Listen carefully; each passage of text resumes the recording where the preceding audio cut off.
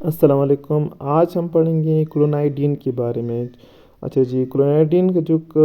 Group ہے وہ ہے سینٹرل الفا ایگونسٹ۔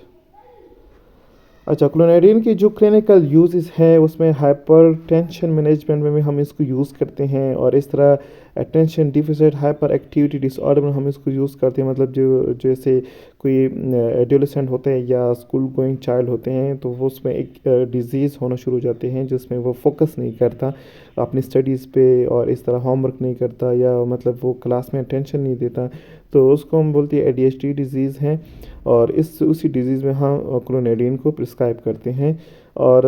تیسرے اس کی جو یوز ہے پوسٹ مینوپوزل سمٹمز ریلیف، مطلب اس طرح پوسٹ مینوپوزل میں یہ ہو جاتا ہے کہ فیمیلس کو ہاٹ فلشز ہوتی ہیں، اور اس طرح نائٹ سویٹس ہوتی ہیں، تو اس میں بھی ہم اس کو پرسکرائب کرتے ہیں۔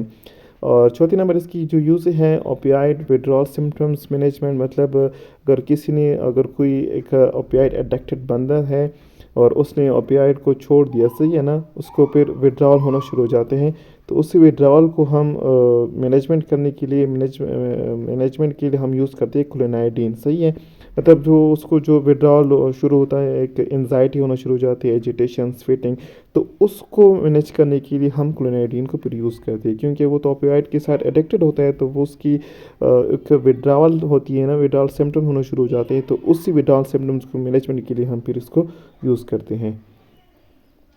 اچھا، یہ اپنا میکینزم آف ایکشن کیسے کرتے ہیں؟ Clonidine stimulate alpha 2 adrenergic receptor in the brain, reducing sympathetic nervous system activity and lowering blood pressure. It also helps alleviate symptoms of conditions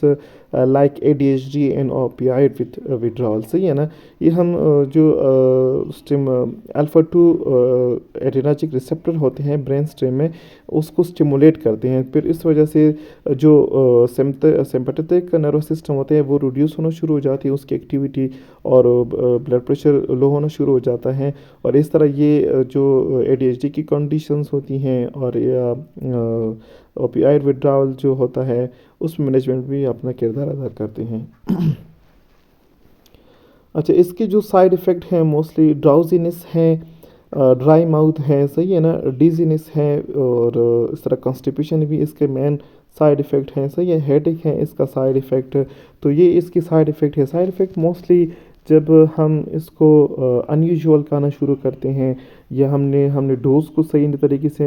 manage نہیں کیا ہوتا، یا ایڈجسٹ نہیں کرتے، صحیح ہے نا، یا کوئی ہم کسی اور ڈرگ کے ساتھ اس کو ہم کھا لیتے ہیں، تو پھر ڈرگ انٹریکشن کی وجہ سے بھی اس طرح کوئی ایفیکٹ ہونا شروع ہو جاتے ہیں، تو یہ سائیڈ ایفیکٹ موسٹلی اس کیسز میں ہوتے ہیں۔ تو اس وجہ سے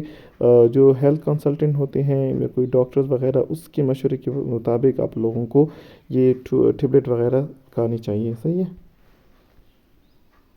اچھا، thank you so much for your attention. I hope آپ لوگوں کو کلونائڈین کی سمجھ آ چکی ہوگی کہ اس کی کیا یوزز ہیں، سائیڈ ایفیکٹس کیا ہے، اور میکینزم آف ایکشن کیا ہے، صحیح ہے۔ انشاءاللہ ملتے رہیں گے نیکسٹ ویڈیو کے ساتھ، تب تک کے لیے اللہ حافظ۔